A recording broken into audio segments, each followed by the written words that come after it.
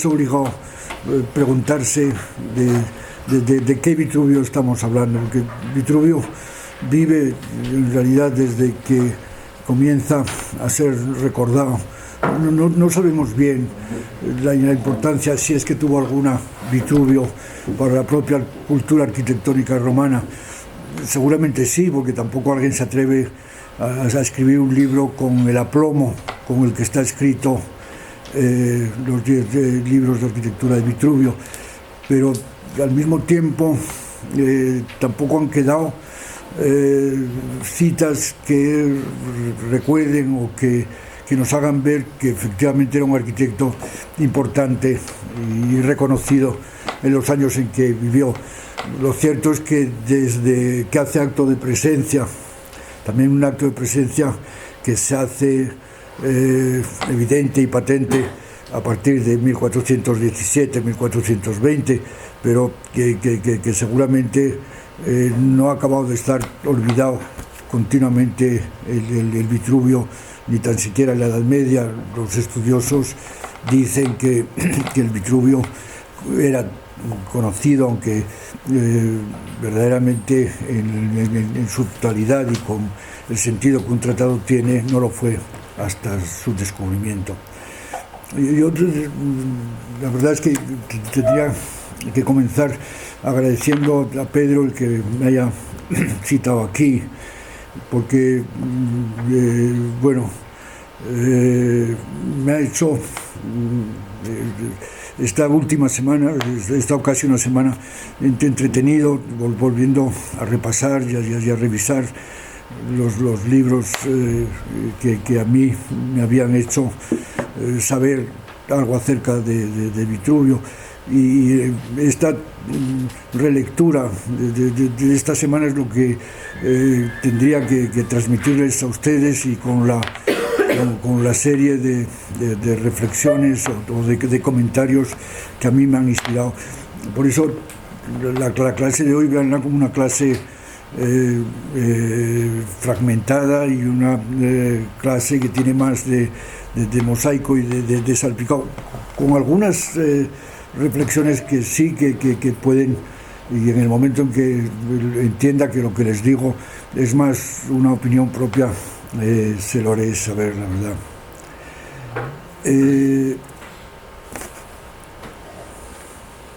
La verdad es que seguramente no está de mal empezar reconociendo cuál era el ambiente en que se produce el descubrimiento del libro de Vitruvio. Dando por buena sí, lo que nos han contado los estudiosos, pongámoslas en 1417 y pongámosla de la mano de un estudioso, Pollo Bracciolini. La historia de Pollo Bracciolini está contada en un libro que les recomiendo, porque es un libro que se lee como si fuese una novela. La traducción no me gusta el título que tiene, se llama El Giro, viene de la traducción italiana, es de Stephen Greenblatt, y cuenta cuánto a principios del siglo XV había tal sensación de que era necesario un cambio, y que las gentes o la cultura entendían que el gótico y la Edad Media había llegado a su fin, que gentes que habían trabajado para el papado, y que para el papado en el sentido de ser sus burócratas y sus secretarios, y la gente que dominaba todo aquel difundirse de bulas en toda Europa, pero que alguien las escribía y alguien las ordenaba, y en Roma y lo que había alrededor del papado realmente era algo muy vivo, gente que ya tenían detrás las premoniciones que habían hecho Petrarca y Boccaccio, y que entendían y querían recuperar lo que fuese de la antigüedad.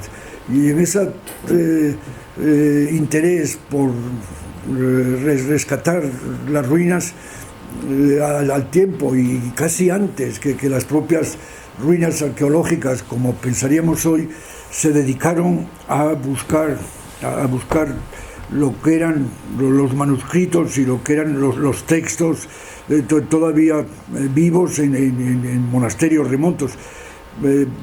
El libro este lo cuenta como si fuese una novela, como digo. Entonces, Pollo Bracciolini sale de Roma por problemas que tiene, que no hace falta, internos, y con colegas y con las distintas facciones que no hace falta recordar ahora, y va al sur de Alemania y a Suiza en busca de libros antiguos, y sobre todo está persiguiendo un libro del que no se tenía conocimiento, que era De Rerum Natura, que es el libro de Lucrecio, que es una cosmología importantísima, porque es quizás el libro que permite la unión entre epicúreos y, digamos, moralistas y los aspectos más estrictamente físicos de constitución de la materia. En cierto modo, cabe pensar que es un libro estrictamente materialista al introducir encima de los seres creados desde la versión bíblica algo que resulta ser más aleatorio, del orden inesperado y azaroso de los átomos y las partículas. Y Pollo Bracciolini, que es una persona singular, que tiene 12 o 13 hijos con su amante, y cuando se casa ya con 50 años todavía le da tiempo de tener 6 o 7 hijos, un personaje curioso. Resulta que en Sangal se encuentra con el De Rerum Natura y de paso se encuentra con el Vitruvio, y desde entonces el Vitruvio aparece como un libro conocido más de ese tesoro rescatado en busca de ese cambio. La verdad es que es un momento de la historia realmente tan interesante y tan atractivo, porque es un momento en el que tendría uno que olvidarse de los conceptos más cómodos, que son los que llevan a entender el movimiento de la historia mediante un proceso evolutivo, y en su lugar hay esa especie de deliberada fractura.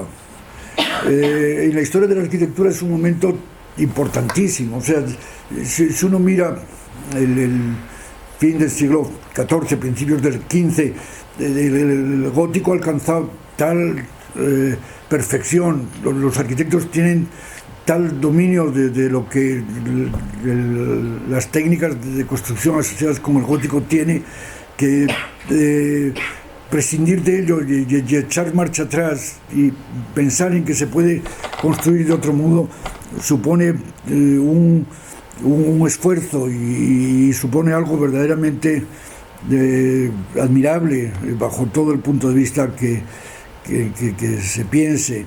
Admirable y dificilísimo. Si uno lo piensa, si recogiendo esta idea de lo que supone, no sé, apostar por la fractura, entiende que los arquitectos españoles o castellanos o aragoneses o catalano-aragoneses del siglo XV y XVI, cuando tienen que construir a la manera romana, a la manera nueva, en realidad lo que están tratando es de adaptar las técnicas que todavía conocen del gótico a lo que son los elementos lingüísticos que vienen con el romano, y eso da lugar a que mucha de la arquitectura renacentista española sea un enmascaramiento de las técnicas góticas. Algo de eso pasa todavía a principios del siglo XV. O sea, realmente la construcción de la cúpula de Florencia, si uno piensa que está en pie una obra como el Panteón, el esfuerzo de construir una cúpula de las mismas dimensiones y de la misma importancia que el Panteón, de otro modo, realmente, no sé, lo obliga a dar a todos estos arquitectos y a todo ese periodo de la historia mucho valor y muchísima importancia. Bueno, pues entonces, todo esto para decir que el Vitruvio era muy esperado.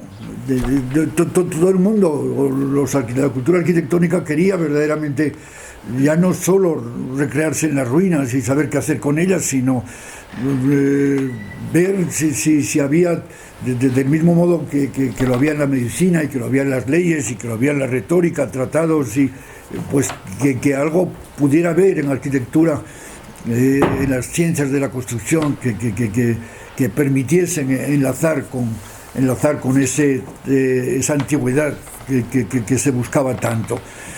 Es importante el tener presente en eso. Es un descubrimiento que ocurre en el tiempo oportuno y que casi es, no sé, que casi si uno pensase en el valor de las conjuras, uno podría pensar que hasta se había depositado intencionadamente como un falso manuscrito, porque realmente hacía falta. Voy a terminar leyendo una cita del libro de Greenblatt, que realmente le recomiendo, que dice bien lo que se perseguía. Dice: no existe una única explicación de la aparición del Renacimiento ni de la liberación de las fuerzas que han configurado nuestro mundo, pero en este libro he intentado contar la historia renacentista ejemplar, aunque poco conocida, del descubrimiento del De Rerum Natura por Poggio Bracciolini. Este Poggio Bracciolini era un personaje curioso. Por ejemplo, en esos momentos presta mucha atención a mejorar los mecanismos caligráficos. El gótico y la caligrafía gótica, hay un momento que se piensa que es demasiado laboriosa y poco clara. Poggio Bracciolini es los introductores de una letra a la romana que durante todo el siglo XV se introduce como una letra que se parece, que se parece más incluso a la que manejamos hoy, a los tipos de Garamond que leemos en los libros, y que es esa especie de letra redondilla. Pues parte de sus habilidades y del reconocimiento que tuvo en vida Poggio Bracciolini se debía a esta condición de experto calígrafo. Su recuperación, vuelvo otra vez a Greenblatt, su recuperación tiene la virtud de ser fiel al término que solemos usar para referirnos al cambio cultural que marca el origen de la vida y el pensamiento modernos. Fue un resurgir, un renacimiento de la antigüedad. Desde luego que solo un poema no fue el responsable de toda una transformación intelectual, moral y social. No lo fue nunca ninguna obra por sí sola, ni menos todavía una obra sobre lo que durante siglos no pudo, una obra sobre la que durante siglos no pudo hablarse libremente en público sin correr peligro. Se refiere al De Rerum Natura. En realidad, el libro de Greenblatt no cita a Vitruvio más que una vez y un poco de pasada. Sin embargo, la tradición es que fue Poggio Bracciolini, el descubridor de Rerum Natura, el que también sacó a la luz el Vitruvio.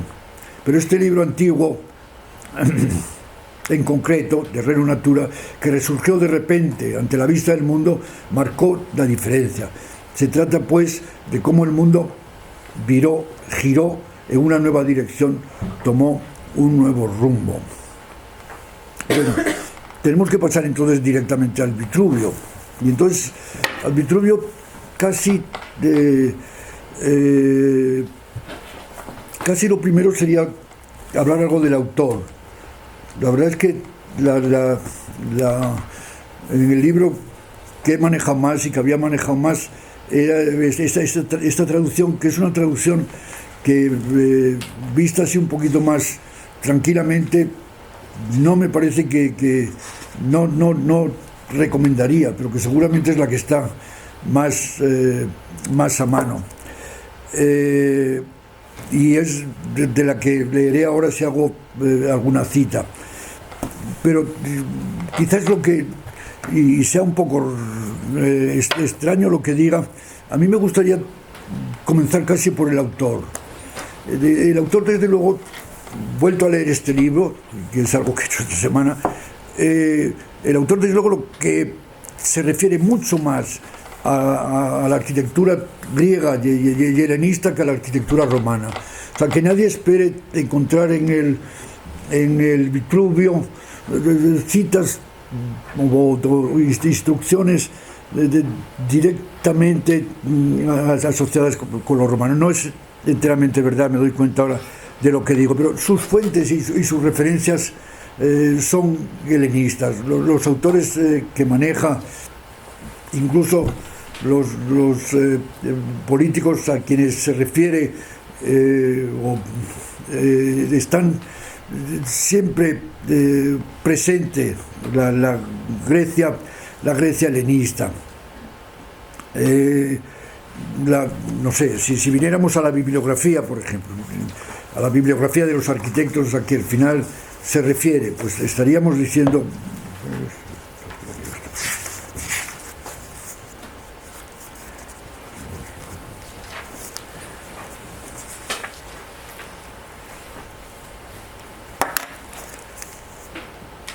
Pues bien, dice, fue Agatarco quien por primera vez, mientras Esquilo hacía representar en Atenas sus tragedias, pintó decoraciones. Aleccionados por esto, Demócrito y Anaxágoras escribieron sobre el mismo tema, sentando la doctrina de cómo marcando su centro en un lugar. Bueno, aquí se refiere a un punto en que acaba casi adelantando que estos posibles decoradores adelantan la posibilidad de que haya una representación desde la perspectiva, pero se queda ahí. Pero dice, después de esto se escribió un volumen sobre las proporciones del orden dórico sileno.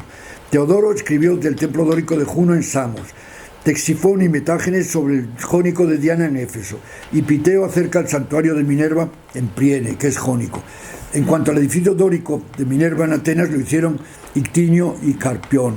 Teodoro de Fosea escribió acerca de la cúpula que hay en Delfos. Filón sobre las proporciones de los templos con respecto al arsenal que él había hecho en el puerto del Pireo. Hermógenes, que es a quien da más importancia siempre, sobre el templo jónico de Diana, en la isla de Teos. Igualmente Arcesio, pues seguimos aquí, Arcesio acerca de las proporciones del orden corintio y del templo jónico de Esculapio en Tralles, que se dice fue hecho de su mano. Escribieron sobre el mausoleo, bueno, una página entera citando. Las fuentes son siempre griegas. Es cierto que los mecanismos de construcción más tradicionales, la mampostería o las mampostería, los muros concertados y muchas técnicas son técnicas romanas. Es cierto que habla de dovelas y de bóvedas, pero raramente de la cúpula, por ejemplo, aparece muy poco en el texto, y no el cambio definitivo que se parece entre el griego y el romano, que es el orden del paso adintelado al manejo del arco y la cúpula, apenas si tiene importancia en el libro. Los órdenes es algo, y el origen de las columnas se refiere naturalmente a lo que son las tradiciones y los mitos griegos. El libro, por eso, claro, la conexión entre, o el paso del mundo clásico al mundo romano es reconocido y obvio, y entonces no es raro que un arquitecto romano de fin del siglo I antes de Cristo, de lo que hable sea de lo romano. Pero claro, de lo romano, de arquitectura romana, si van ustedes a obras antes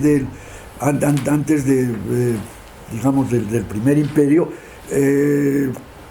van a encontrar muy pocas. Casi la obra más importante es el Tabularium, de las que han quedado reconstrucciones arquitectónicas en las que efectivamente el problema de la superposición de órdenes ya aparece, pero que nada tiene que ver con lo que va a ser el esplendor de la arquitectura romana, que llega en el siglo II después de Cristo, y que tiene su apogeo casi con Adriano, ¿no? Sea en el Panteón, o sea en Villa Adriana, o sea en las construcciones de Adriano en Oriente.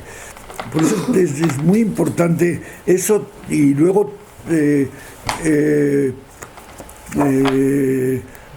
bueno, me adelanto, pero tampoco tiene tanta importancia. Comparados con los otros tratados que estamos más o menos viendo estos, es un libro que hace mucho hincapié en el arquitecto, que hace mucho hincapié en la persona que está escribiendo el tratado. O sea, Palladio es absolutamente discreto, a Alberti a veces apenas se hace alusión a circunstancias personales. Al Vitruvio le pasa todo lo contrario. Al decir que es el arquitecto, y ese sería el cambio, en el caso de Alberti, que lo vamos a ver enseguida como un paralelo forzoso cuando se habla de Vitruvio, hablar de Alberti.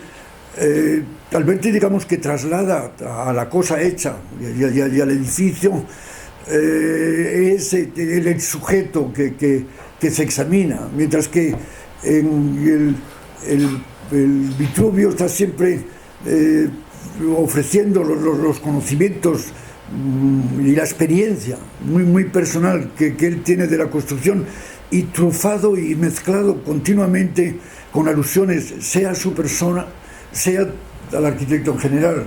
Por eso, no sé, realmente visto un poquito retrospectivamente, hay una auténtica inflación de citas de Vitruvio cuando se quiere hablar genéricamente de los arquitectos. Dice, no, es que los arquitectos tienen que tener primero esa cultura amplísima. Es una de las cosas que desde entonces los arquitectos nos hemos apropiado de esa sensación de que debemos ser versados en todas las disciplinas, desde que Vitruvio ha reclamado para el arquitecto tanto tipo de conocimientos.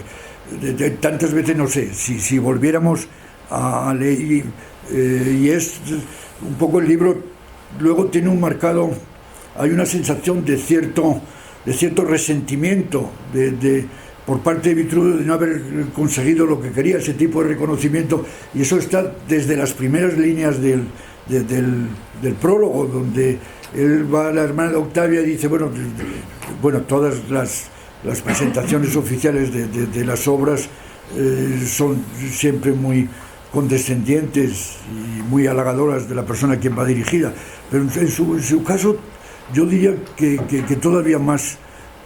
Yo no sé si por eso tengo aquí escrito, no, la arquitectura empieza con los arquitectos, no es un manual solo sobre arquitectura, es un manual, no sé, si cogiéramos, por ejemplo, esas citas que se han usado hasta la saciedad, ¿no?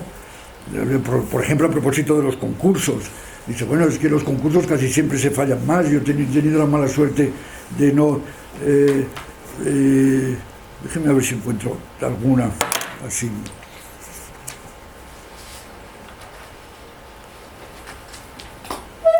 Por ejemplo, luego volveremos a otro, luego la buscaré. Con respecto al costo de los edificios, es en el libro 10. Se dice que en Éfeso, ciudad grande y célebre de Grecia, existió, promulgada por los antiguos, una ley dura, pero no injusta, por la que se obligaba al arquitecto, cuando se encargaba de dirigir una obra pública, a fijar el coste a que podría ascender, y aceptada la cantidad del coste, quedaban hipotecados todos sus bienes ante el magistrado hasta que estuviese totalmente terminada la obra. Acabada esta, si el coste había respondido a lo estipulado, quedaba el arquitecto libre y era premiado con decretos honoríficos. Y aun si el coste hubiera excedido una cuarta parte más de la apreciación hecha, la diferencia se pagaba del dinero público y el arquitecto no quedaba sometido a pena alguna. O sea, que nos daban ese 4% de esto de error. Pero si se había gastado más de esa cuarta parte, el exceso se abonaba con cargo a los bienes del arquitecto hasta terminar la obra. Ojalá los dioses inmortales hiciesen que esta ley se hubiera promulgado también en el pueblo romano, no solo para los edificios públicos, sino asimismo para los particulares, porque así no solo no quedarían sin su castigo las injerencias de los ignorantes, sino que solo harían profesión de arquitectos los que por sus esmerados conocimientos pudieran ser tales, y los padres de familia no se verían forzados a hacer gastos infinitos hasta casi quedar arruinados, y los mismos arquitectos, obligados por temor de la pena, calcularían con más diligencia antes todo el coste de la obra y lo combinarían de suerte que los particulares, con lo que habían previsto o añadiendo un leve suplemento, pudieran ver terminados sus edificios. Citas de estas hay muchas. Ahora, cuando hablemos un poquito de cómo está estructurado el libro, cómo está organizado, a lo mejor me adelanto un poco, pero tampoco tiene más importancia. El libro está organizado en estos 10 capítulos que a estas alturas, supongo, y se me ha olvidado, y lo tenía apuntado, que tenía que decirles, muchas de las cosas que diga a lo mejor las han oído ya o se las han contado ya, y volvemos otra vez a tener que hacer uso y a valorar la redundancia como algo estupendo en términos pedagógicos. Así que si alguna de las cosas, creo, de las citas ya se las han leído, sopórtenlo pacientemente, pensando que realmente es una manera de fijarlo más en sus memorias. Pero bueno, citas de estas en la que el arquitecto sale muy favorecido, las hay muchas, verdaderamente. Por ejemplo, a propósito de él mismo, dice: verdad es que hasta ahora he adquirido poca fama, pero sin embargo espero poder ser conocido por la posteridad con la publicación de estos libros que ahora ven la luz. Y no es cosa de maravillarse de que yo sea un desconocido para muchos. Ciertos arquitectos suplican e intrigan para que se les encomienden las obras. Muchas de estas cosas ahora parece que cuando se citan tiene esta sensación de valor, de repetición de hechos en circunstancias diversas que nos consuelan, y que parece que realmente no hay que pensar que los tiempos actuales son tan diversos a los pasados. Yo, en cambio, he aprendido de mis maestros que es preciso que un arquitecto espere a que le rueguen que se haga cargo de una obra, no que su faz se tiña de rubor siendo él el solicitante de una demanda sospechosa. Pues en efecto, todo el mundo sabe que no se busca a las personas para hacerles un favor, sino solicitado, y que es muy verosímil que el que se ve solicitado por alguno para que se le confíe una obra, perdón, lo he leído mal. Pues en efecto, todo el mundo sabe que no se busca a las personas para hacerles un favor, sino para recibirlo. Y que es muy verosímil que el que se ve solicitado por alguno para que le confíe una obra, no es para sospechar que el que lo pide espera poder sacar un gran provecho a costa del que ha sido solicitado.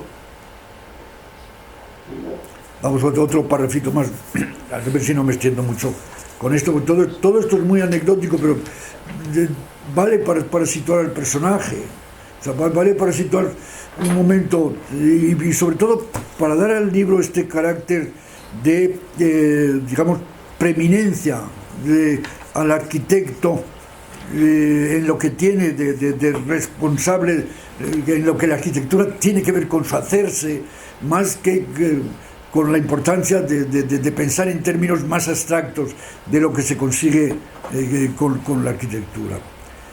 Mas como estoy viendo que esta tan noble ciencia es malamente ejercida por ignorantes e inexpertos, que no solo no tienen noción alguna de arquitectura, sino que ni siquiera conocen las reglas de la albañilería, no encuentro alabanzas bastantes para aquellos padres de familia que, fiados en su propio saber, hacen de arquitectos ante el supuesto de que si han de caer en manos de ignorantes, valen más que ellos mismos empleen su propio dinero a su voluntad, con preferencia al capricho de otros.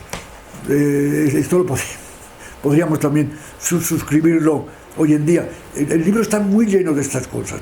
El libro, como digo, los 10 capítulos, los 10 libros, tienen ya, bueno, luego los recordaremos, aunque ya supongo que están en la mente de todos.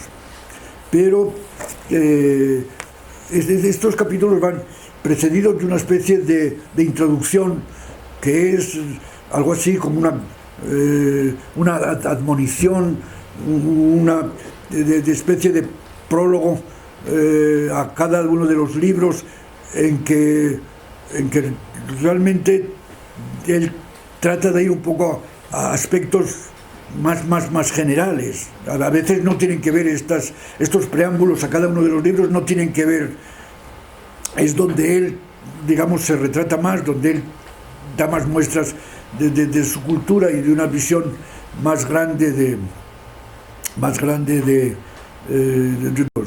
cada uno de los dentro de cada uno de los libros, y está mucho más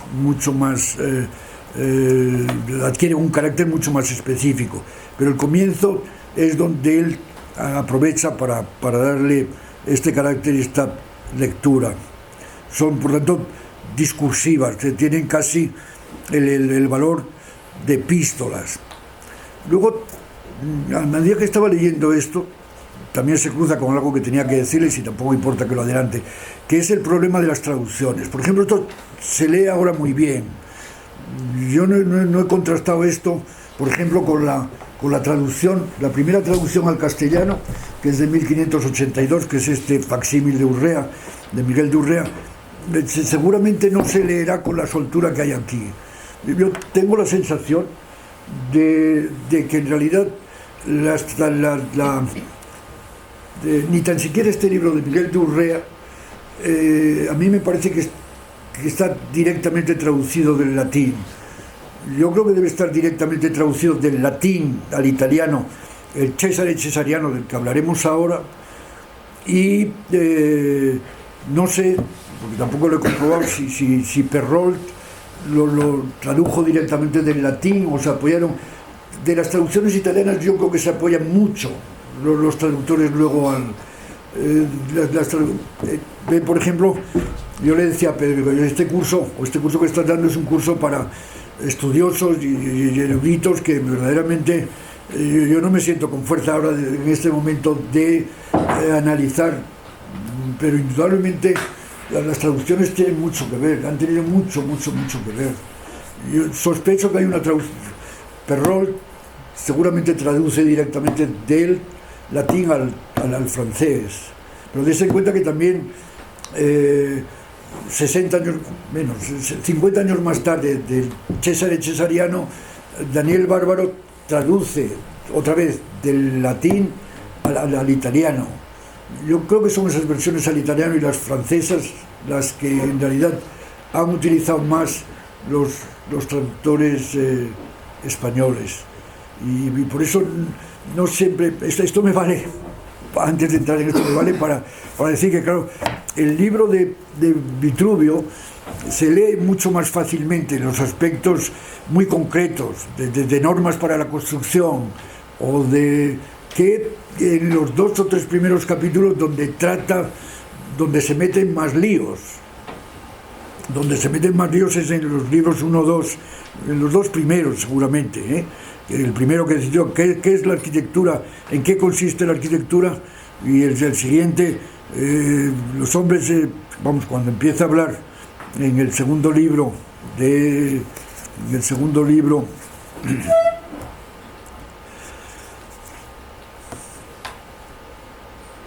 la vida de los hombres primitivos y los principios de la humanidad, así como del origen de los edificios y de sus progresos, de los principios de las cosas, y de las opiniones de los filósofos. En esos 2 primeros capítulos se compromete mucho más que cuando enseguida empieza a hablar de los adobes o de la arena.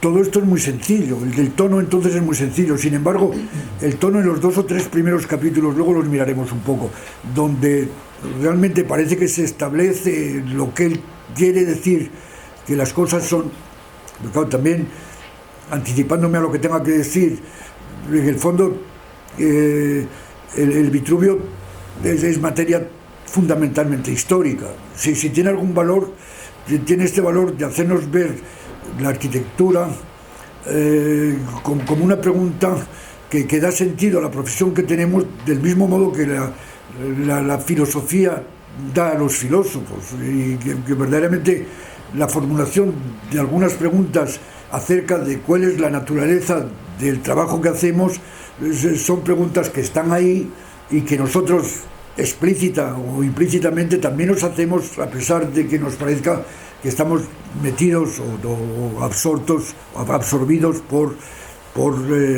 la práctica directamente profesional a la que nos fuerza la vida. Por eso, no sé, el libro tiene un tono completamente. Esta mañana, no sé, mirando esto, coges, por ejemplo, en uno de los últimos capítulos, cualquiera, la verdad es que nos vale cualquiera, hablando sobre el minio, por ejemplo, sobre cómo trabajar. Dice, ahora bien, si alguno más avisado quisiera conseguir, habla de los estucos, que el cinabrio conservase su color, procedería de esta manera. Cuando la pared estuviese totalmente pintada y debidamente seca, con ayuda de un pincel extendería sobre ella una capa de cera púnica derretida al fuego y templada con un poco de aceite. Inmediatamente, con brasas preparadas en una vasija de hierro, no dice, recalentando bien las paredes y la cera, procuraría que ésta se derritiera y la pared quedase bien lista. Luego, con los paños limpios, estos textos son, claro, cuando uno viene al texto, a las primeras páginas,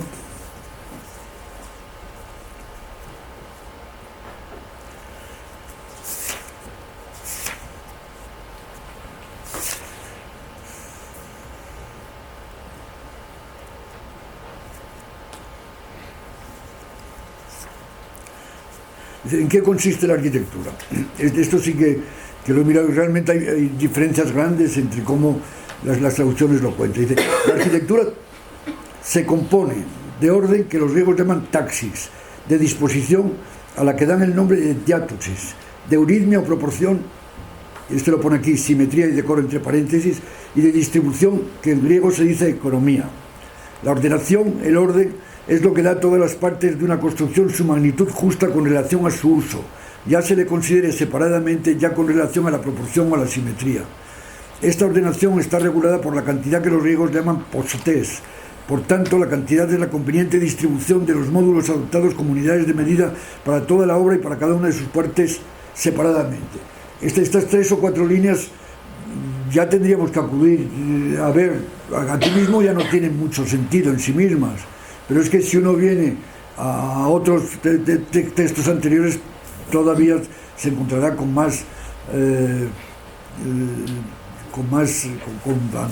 otras alternativas o con otras propuestas para entenderlas de muy diversa manera. En ese sentido, la verdad es que sorprende en qué consiste la arquitectura, que lo han querido definir en esas 4 o 5 primeras líneas.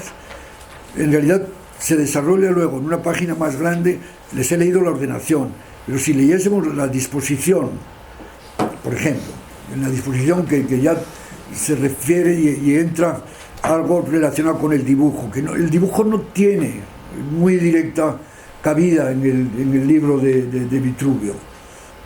Va a tener más en las versiones que del texto hagan los distintos editores o traductores. Veamos lo que dice de disposición. Hemos dicho, la arquitectura consistiría, claro, entre consistir y compone, y hay también diferencias de significado. No es lo mismo consistir que el componer. El componer indica siempre algo que tiene que ver con lo agregado, que tiene que ver con la independencia de los términos de los que se está hablando, que se componen, que se conjugan o que acaban coincidiendo en una cosa. Consistir quiere decir que difícilmente podrías separar y segregar tan claramente estos atributos de la arquitectura. La disposición, pero en términos generales alguna interpretación cabe dar a esto. Cabe qué se entiende por orden, qué se entiende por disposición y qué se entiende por euritmia. Leamos disposición porque trae algo referido al dibujo que a lo mejor tiene interés. Dice, la disposición es el arreglo conveniente de todas las partes, de suerte que colocadas según la calidad de cada una, formen un conjunto elegante. Las especies de disposición, llamada en griego ideas, son el trazado en planta, en alzado y en perspectiva, ignografía, ortografía y escenografía entre paréntesis. La planta, que está asociada con la ignografía, luego lo veremos en alguna de las, es un dibujo en pequeño, hecho a escala determinada con compás y regla, que ha de servir luego para el trazado de la planta sobre el terreno que ocupará el edificio. El alzado, ortografía, es una representación en pequeño y un dibujo ligeramente colorado de la fachada y de su figura por elevación con las correspondientes medidas de la obra futura. La perspectiva, escenografía, es el dibujo sombreado no solo de las fachadas, sino de las partes laterales del edificio por el concurso de todas las líneas visuales en un punto. Dense cuenta que, a pesar de, también les he leído de paso algo relacionado con la anticipación de lo que es la perspectiva, las normas y la elaboración de la perspectiva es algo que se discute durante todo el siglo XV y que solo a fin del siglo XV, con Luca Pacioli y con en el fondo al final con los arquitectos italianos más que incluso florentinos. Rafael parece ser el primero en que realmente define los términos del dibujo y de la perspectiva en modo que lo entendemos hoy, pero la perspectiva como tal no la han manejado los romanos, entendiendo que quienes se han ocupado de la perspectiva después siempre han entendido la perspectiva romana de los murales y de los mosaicos como una perspectiva sui generis, desde luego no controlada en los términos en que se produce durante el siglo XV. Bueno, claro, esto nos llevaría a que, por ejemplo, las tres famosas, ahora yo no encuentro tan claramente los términos, por eso prefiero usar término que es más ambiguo, los términos firmitas, utilitas y venustas, que cómo calificarlas. No son categorías, no son atributos, es algo que verdaderamente coincide y son consustanciales a la arquitectura y son aspectos, si se quiere, de la obra que no se pueden olvidar y que no se pueden disociar, y en eso todavía son de términos, son conceptos que nos resultan útiles para mirar y para ver a la arquitectura hoy, pero en el texto aparecen de una manera mucho menos. Sin embargo, después de Vitruvio todo el mundo le ha dado auténtica importancia. No sé si me estoy alargando demasiado, pero bueno, ¿de qué parte se divide la arquitectura? Tiene su sentido porque verán que los términos entran de una manera, casi me atrevería a decir, subrepticia, casi sin darse ni cuenta. Las partes de la arquitectura son tres, otra vez: construcción, neumónica y mecánica. Eso, si miramos a los libros hechos enteros, parecería, como algunos también han hecho, pensar que los 8 primeros libros se refieren a la construcción de edificios convencionales y que los 2 últimos, el 9º y el 10º, el uno está dedicado a la astronomía y a la visión entera del universo y de paso a la construcción de relojes, y por otro a las máquinas también en un doble sentido: máquinas entendidas como auxiliares para la construcción y máquinas entendidas para aprovechar la energía, sea de un curso de agua o para extender a términos en que explique el significado en términos mecánicos que tiene una ballesta, por ejemplo, ¿no? O sea que, pero veamos esos 8 primeros, olvidémonos de eso. Esto es una repetición, una redundancia aquí que no tiene más importancia. A su vez, la construcción se divide en 2. Ya empieza a ver cómo está organizado el libro. Una tiene por objeto la edificación de murallas y edificios públicos, la otra las casas particulares. En las obras públicas había que tener 3 cosas: la defensa, la religión y la comodidad del pueblo.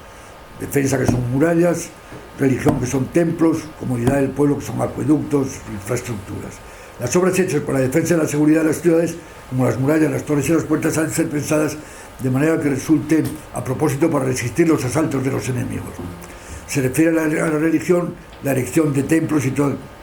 A la comodidad del pueblo se atiende a la disposición de todos aquellos lugares que han de servir a los usos públicos: puertos, plazas, pórticos, baños, teatros, paseos. y otros lugares semejantes que por los mismos motivos se destinan a parajes públicos. Se busca en todos solidez, utilidad y belleza. La primera depende de la firmeza de los cimientos asentados sobre terreno firme sin escatimar gastos y sin regatear avaramente los mejores materiales que se pueden elegir. La utilidad resulta de la exacta distribución de los miembros del edificio, de modo que nada impida su uso, antes bien cada cosa esté colocada en el sitio debido y tenga todo lo que le sea propio y necesario. Finalmente, la belleza en un edificio depende de que su aspecto sea agradable y de buen gusto por la debida proporción de todas sus partes. Como ven, resulta extraño que algo que luego ha acabado convirtiéndose en paradigma del paradigma de toda la idea de arquitectura vitruviana aparezca aquí en el texto como algo casi, no es vergonzante la palabra, pero como algo con lo que se concluye un párrafo que ya hemos acabado entendiendo como repetitivo y redundante con lo que ya había dicho antes a propósito de en qué consiste la arquitectura, en la que verdaderamente, si el aspecto de disposición lo identificamos con el dibujo, como les he leído antes, las otras partes serían ordenación, euritmia y luego simetría o proporción, donde ya aparece el cuerpo humano, que efectivamente va a ser asociar el problema de las proporciones al cuerpo humano es, digamos, lo que ha sido consustancial con la explicación que de los sistemas dimensionales que acompañan a los elementos arquitectónicos ha hecho la arquitectura tradicional. La simetría o proporción es una concordancia uniforme entre la obra entera y sus miembros y una correspondencia de cada una de las partes separadamente con toda la obra, porque así como el cuerpo humano hay una proporción y una simetría entre el codo, el pie, la palma de la mano, el dedo y las restantes partes, ocurre igual en toda construcción. Bueno, entonces el libro es un libro, yo diría que bien estructurado, pero leído hoy en muchos momentos también ingenuo en el modo en que se desarrollan y se despliegan, sean las ideas, sean las explicaciones concretas de cómo operar en términos constructivos y con los materiales. Si todavía, bueno, no sé cuánto extenderme más. Hay en algún momento, por ejemplo, en el prólogo del comienzo del libro segundo, cuando él toma el ejemplo de Dinócrates, que es un arquitecto griego que se presenta ante Alejandro y dice bien, él termina diciendo: yo no soy como Dinócrates, a mí en cambio, emperador, la naturaleza no me ha dado una estatura aventajada, la edad ha deformado mi rostro y las enfermedades me han quitado las fuerzas. Por tanto, como carezco de todos estos privilegios, espero llegar a merecer tu protección por la recomendación de mis estudios y de estos mis escritos. Algo de eso cuando Perrault escribe ese compendio. Perrault se atreve a decir, bueno, esta crítica que estoy haciendo yo, bueno, crítica, esta lectura que no convierte el libro en un libro tan redondo, Perrault implícitamente la hace cuando los 10 libros los resume en 60 páginas pequeñas para decir todo lo que hay ahí, y también tiene un momento en que también dice algo a propósito de sí mismo, Perrault, que también a propósito de Vitruvio, que es un poco triste, la verdad. Dice Perrault: era Vitruvio hombre de poca apariencia, con el ejercicio de su arte había adquirido pocos bienes, y como su crianza y continua ocupación fue el cultivo de las ciencias, le había faltado tiempo para estudiar y poner en práctica las artes de la corte y el modo de adelantarse y hacerse valer. Y así, no obstante haber sido dado a conocer y recomendado a Augusto por Octavia su hermana, no parece que le empleó en obras de gran momento. El más bello edificio que vemos entre los mandados fabricar por este príncipe es el Teatro Marcelo, dice por Augusto, ideado por otro arquitecto. Y la única obra que se conoce de Vitruvio no está en Roma, sino en Fano, ciudad muy pequeña. Bueno, yo creo que hasta aquí, a lo mejor habríamos terminado con...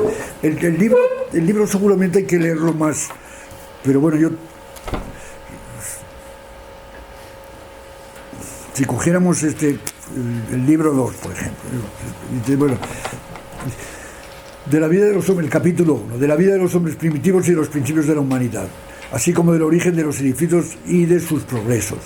El capítulo 2, de los principios de las casas y de las opiniones sobre ellas de los filósofos. El capítulo 3, de los adobes. El capítulo 4, de la arena. El quinto, de la cal y de cuál es la mejor piedra de la que se hace.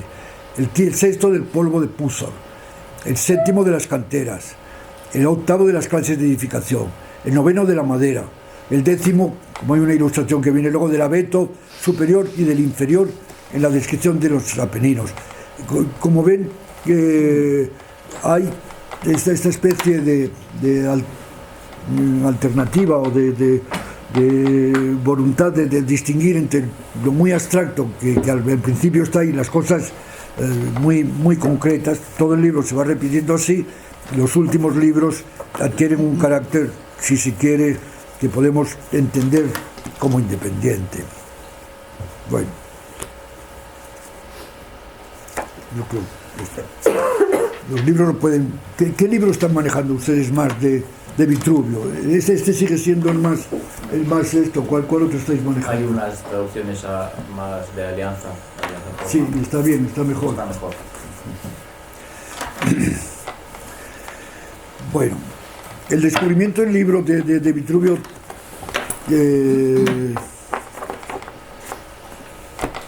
fue, como digo, tuvo un impacto tremendo. O sea, todo el siglo XV está presente Vitruvio. El libro está en latín, lengua manejada en el siglo XV, pero que más adelante, en el siglo XVI, ya se leerá con dificultad. Vamos, pongan todo eso en relación también con las Biblias empezadas a traducir a las lenguas vulgares, sea en Alemania, sea en España, sea en Inglaterra. Y algo va a tener que ver con lo que vamos a ver ahora. Y de ahí que en realidad, si pasásemos un momento a pensar en las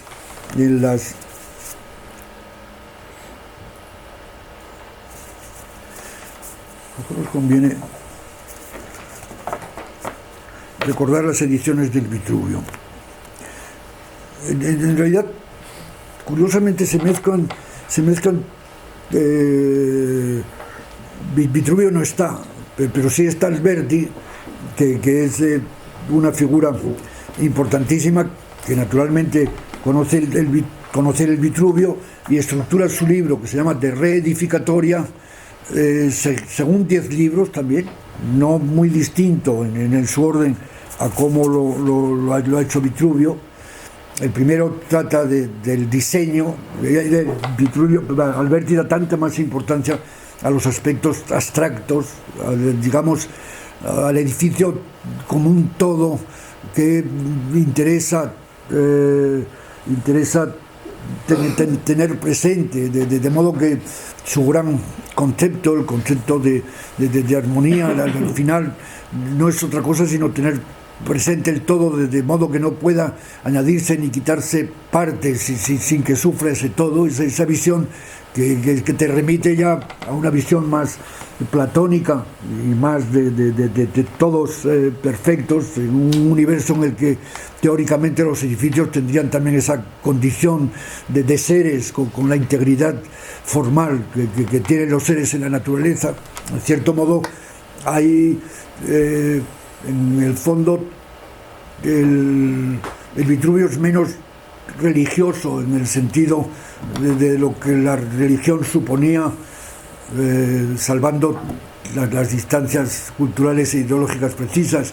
Los dioses griegos siempre son dioses que han vivido en un pasado remoto y que inspiran todavía en sus leyendas y en sus vidas lo que es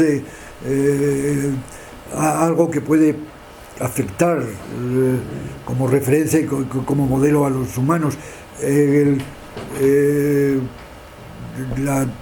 los dioses para la gente del tiempo de Leonardo, Alberti, Pacioli, Masaccio. Ya hay un componente en el que a Dios se le vería en la naturaleza, o sea, Dios había escrito desde la naturaleza esa perfección de los poliedros canónicos, o esa perfección orgánica de los seres mirados con los ojos de los primeros naturalistas, que es lo que los arquitectos persiguen.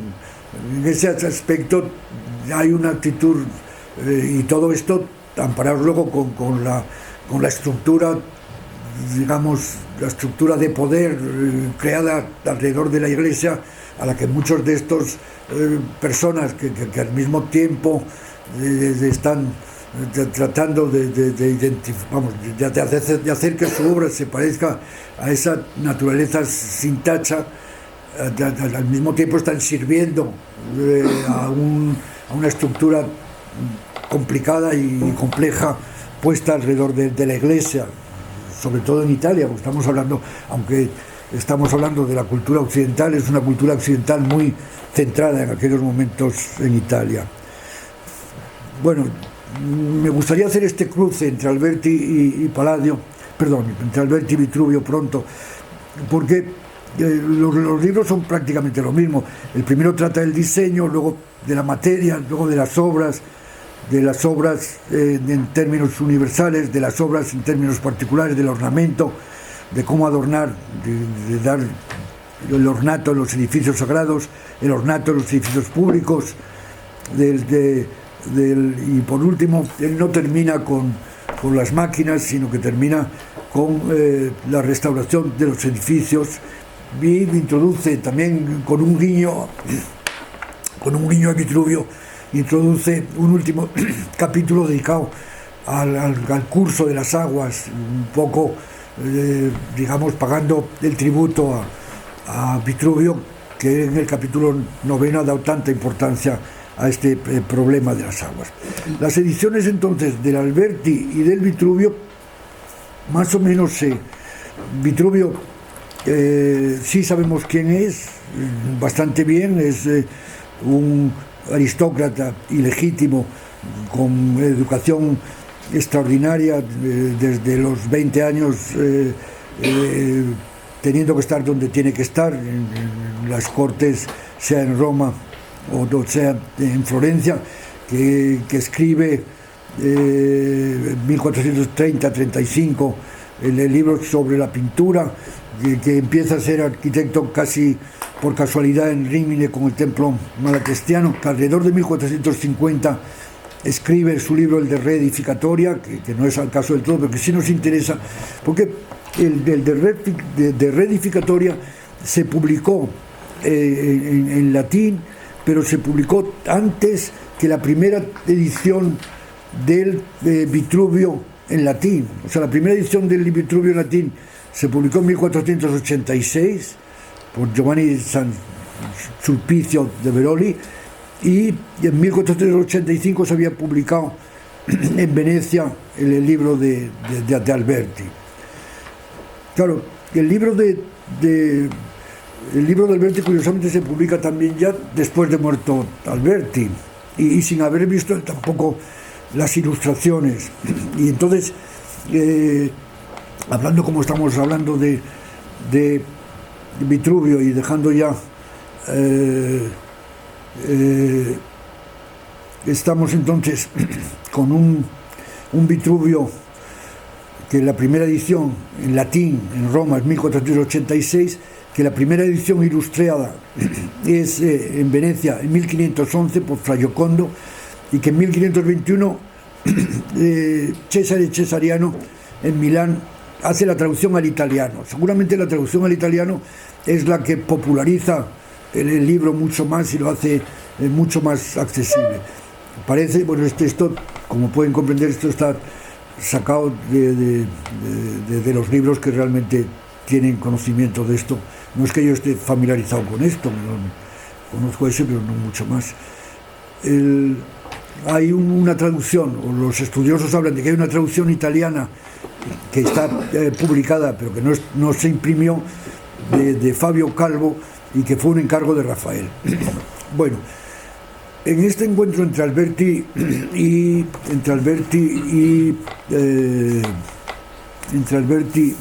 Vitruvio, yo creo que me gustaría, en algún sitio he escrito yo esta cosa, la diferencia entre Alberti y Vitruvio, que conviene seguramente señalarla, y que hay un momento en que Rickwell lo dice muy bien. Dice: la diferencia esencial entre Alberti y Vitruvio es que Vitruvio nos habla de los edificios que admiramos cuando lo leemos, nos dice que esos edificios, nos dice cómo fueron, entre comillas cómo fueron construidos, en tanto que Alberti nos dice que cómo deben ser construidos los edificios en el futuro. O sea, hay una diferencia grande, digamos, de actitud o de talante, que en el caso de Alberti, digamos, incorpora lo que ha aprendido de sus contemporáneos, siendo sus contemporáneos los dos mencionados. Y hemos dicho que hay una edición de Vitruvio de 1511, esa la he visto en internet, alguna imagen, pero realmente no he traído ninguna aquí ahora. Pero en 1521 se produce esta, el Cesare Cesariano, que es el libro con que yo tenía que haberme defendido hoy solo, sin hablar mucho más, que es este. Y este es un libro realmente preciosísimo, que donde pues podemos pasar ya alguna ilustración, casi. Vamos a pasar las ilustraciones. Entonces, en realidad, los Vitruvios comienzan a ser interpretados. Esta es la primera página de este libro 1521. Adelante. Esta es la primera página que está compuesto de no muy distinto modo a que están escritos los comentarios de la Biblia. Queda metido en la caja pequeña con esa letra capitular.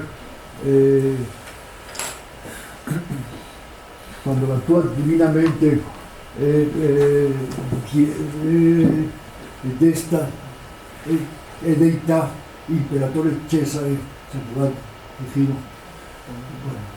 siguiente, casi esto lo podemos seguir.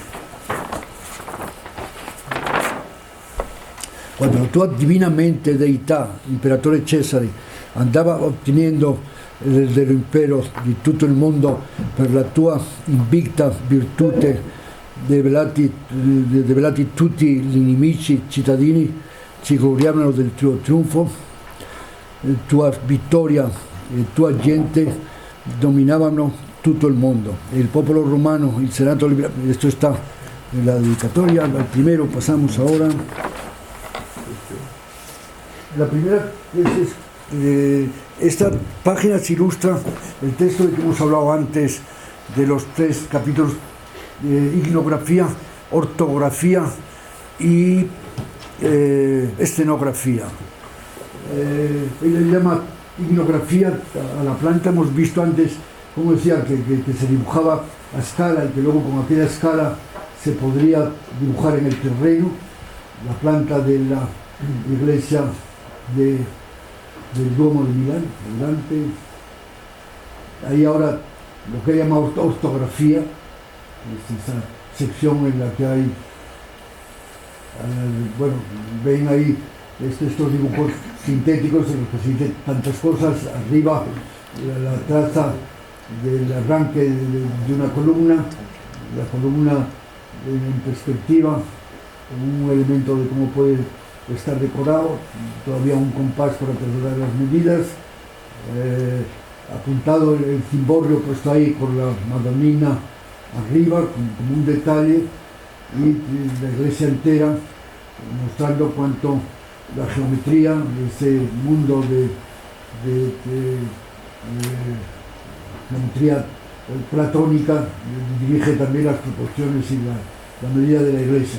Como ven, allí donde lo necesitan, los pináculos acaban completando el que quede inscrita en el triángulo, adelante, y otro dibujo todavía más complejo, en que realmente, claro,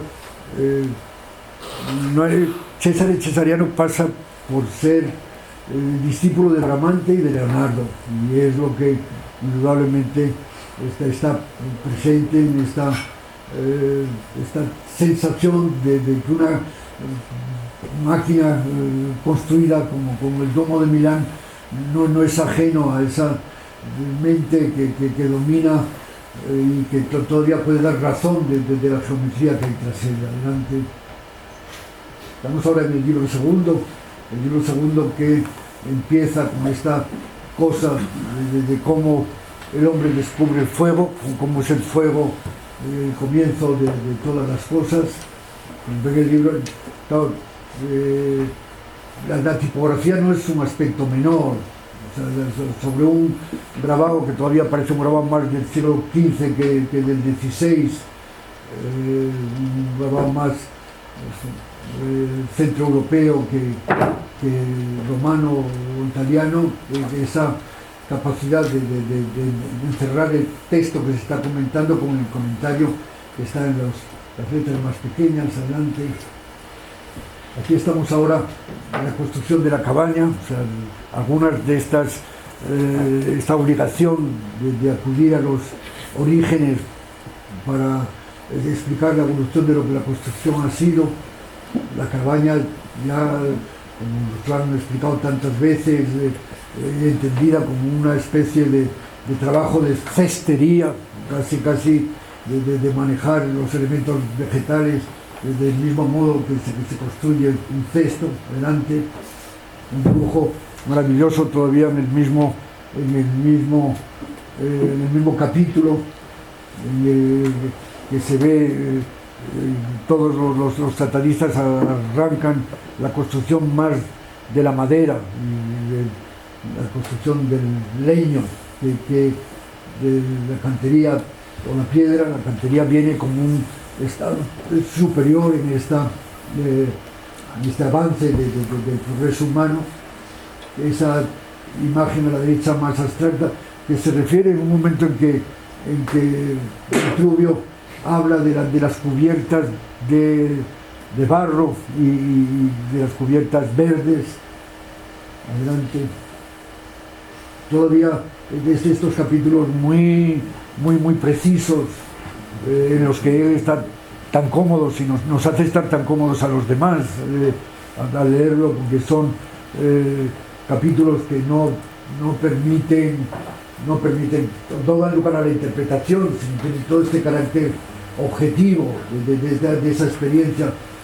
Cosas de vez en cuando curiosas, como por ejemplo, cuánto los romanos hacen este tipo de atifonado, esta labra, que luego nos han explicado los profesores de Historia de la Arquitectura, que es un atizonado que pasa a la arquitectura islámica y que está todavía tan presente en los muros de la mezquita de Córdoba, ahí los muros rellenos.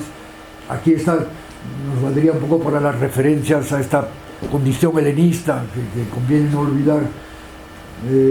Es Halicarnaso, en esa estatua convertida en una de las referencias de la historia antigua, pero ya con esa alusión a las formas más canónicas y más centradas. Adelante. Aquí todavía cómo cerrar los casetones, y la otra es más curioso porque ahí explica cómo llevan los maderos desde los montes, desde los Alpes esto abajo para en esas almadías. Adelante. Este es un capítulo con una ilustración siendo más específico todavía, esto que les decía de los abetos. Dicen que al final los abetos buenos son esos que están ahí en los Apeninos. Los Apeninos es esa cadena de montañas que recoge toda la península itálica. Adelante. Aquí venimos al capítulo 2, al libro 2. Ese libro 2 en el que hemos leído, un libro 2 que claro ya no tengo que insistir en cuanto el Renacimiento ya, el Renacimiento pleno, pongamos el Renacimiento pleno entre 1490 y 1520, ¿no? ni tan siquiera más allá. Ese que en un momento dado lo hemos visto aquí, cuando hemos hablado de que el cuerpo humano tenía que, lo recuerdo, bueno, que desde el palmo, que la medida, yo no diría tanto un esto de, bueno, ahí está el cúbito, el dedo, todas las imágenes de... Adelante. Aquí empezamos con el templo. El templo, claro, en el fondo, preguntaba yo también,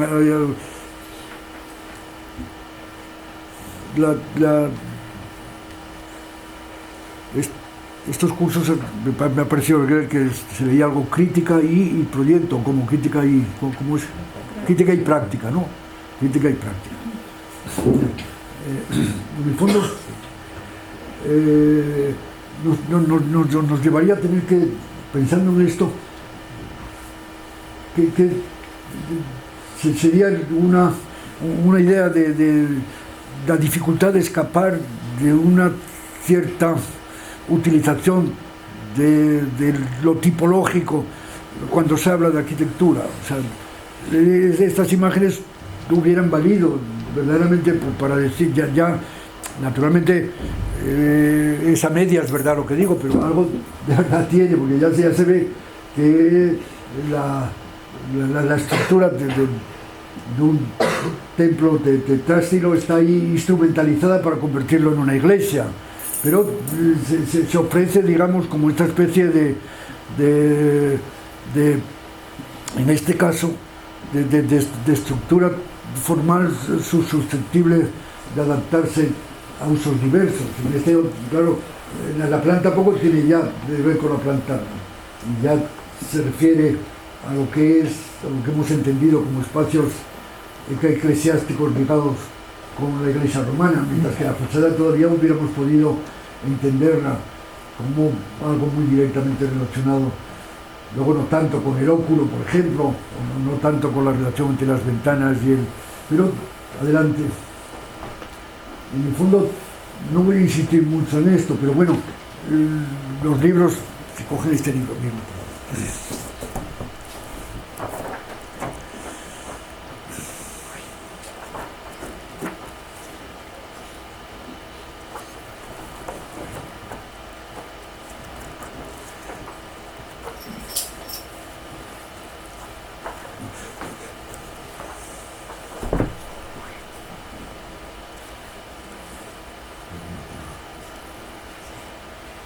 Hay una de templos que está... Esto es aquí cuando viene con la clasificación de los templos, ¿no? De la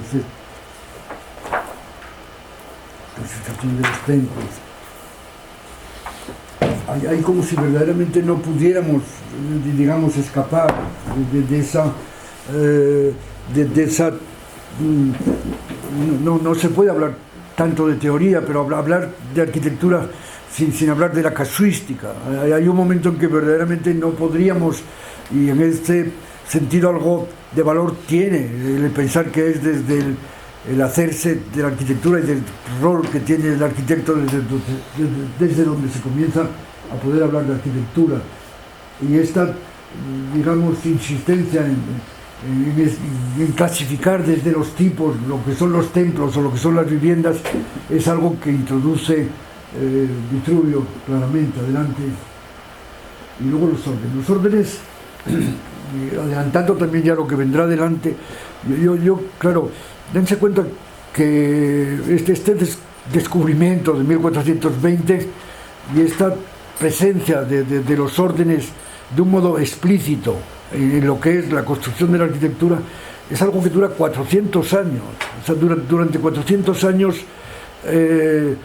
no vamos a decir todo el lenguaje, pero sí buena parte del lenguaje visivo, y no todo el lenguaje, no todo el lenguaje en términos constructivos y en términos de lo que las técnicas constructivas afectan a lo construido, pero durante 400 años esta idea de que la columna casi como elemento ornamental y como elemento capaz de establecer un orden, ese orden al que se estaba refiriendo antes. Si la disposición es la gran disposición de las piezas en el suelo, la planta, digamos, y el ornamento o al orden establecido desde los elementos es el que acaba, digamos, dando respuesta a la simetría y en último término a la venustas, está en los órdenes que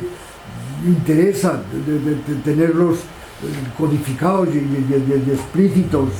Por eso ahí están las columnas, pero luego todos los tratadistas establecerán o hacen mucho hincapié en lo que son los intercolumnios, lo que son las distancias, y ajustar eso también a un orden de medidas, que a medida que la columna, cosa que también parece obvio, a medida que la columna es más esbelta, el intercolumnio se puede hacer también más generoso.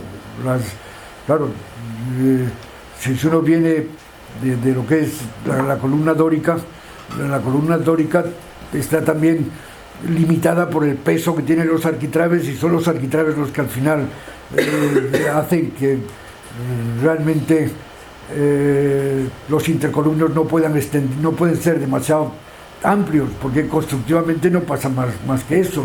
Realmente el arco al romper aquí todavía la sugerencia del arquitrabe está muy presente, pero el arco al romper la limitación que tiene el arquitrabe va a dar lugar a que verdaderamente las columnas adquieran mucha más autonomía e independencia, mientras que las columnas en el templo griego están sometidas al rol que cumplen en el templo como todo. Adelante, por favor. Ahí estamos en el libro quinto, que va pasando ahora por los edificios públicos, teatros. El teatro, por ejemplo, claro, la traza del teatro es importantísima, es más sencilla de lo que ustedes creen. En realidad es instalar en el círculo dos triángulos equiláteros opuestos que dan lugar a que sobre ellos quede situada la orquesta, y que definen toda la cavea por un lado y la posición que tiene luego la escena. Adelante. Aquí ahora, cuando él pasa esta cosa de hacer esa tradición romana de colocar bajo los asientos ánforas que resolviesen problemas de acústica al ser absorbentes, o sea, el que realmente la condición de malos rebotes que proporciona la condición cóncava se elimina, haciendo que debajo de los asientos haya esas oquedades que digamos den lugar a que no se produzca el rebote. Adelante. Todavía un teatro con las tres, la ignografía, la ortografía y la escenografía, y los tres modos de resolver en una hoja y en un dibujo la representación. Adelante. Otra vez el teatro. Adelante. El teatro griego. Adelante. Ahí estamos ahora en el libro sexto, que habla de todo el universo y de... Vamos a ver.